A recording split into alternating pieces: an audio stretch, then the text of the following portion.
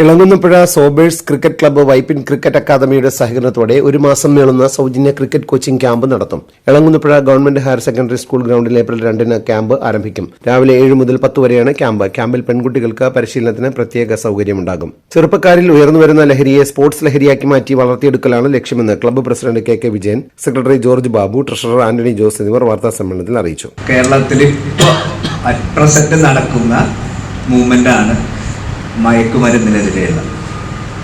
ഈ മയക്കുമരുന്നിനെതിരെയുള്ള കേരളത്തിൽ ആകമാനം നടക്കുന്ന ഈ ആക്ടിവിറ്റിയിൽ സോബേഴ്സ് ക്രിക്കറ്റ് ക്ലബ്ബ് ഭാഗമാകുന്നതിന്റെ ഭാഗമായിട്ടാണ് ഞങ്ങൾ ഈ കോച്ചിങ് ക്യാമ്പ് സംഘടിപ്പിച്ചിരിക്കുന്നത്. കോച്ചിങ് ക്യാമ്പ് ഒരു മാസം നീണ്ടു നിൽക്കുന്നതാണ്.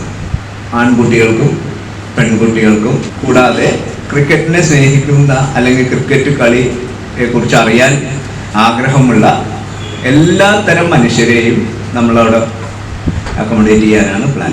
BCCI ലെവൽ 1 കോച്ച് PS മനോജിന്റെ നേതൃത്വത്തിലാണ് ക്യാമ്പ്. 2-ന് രാവിലെ 8:30 മുൻ Kerala Ranji team captain Firoz V Rasheed camp ഉദ്ഘാടനം ചെയ്യും.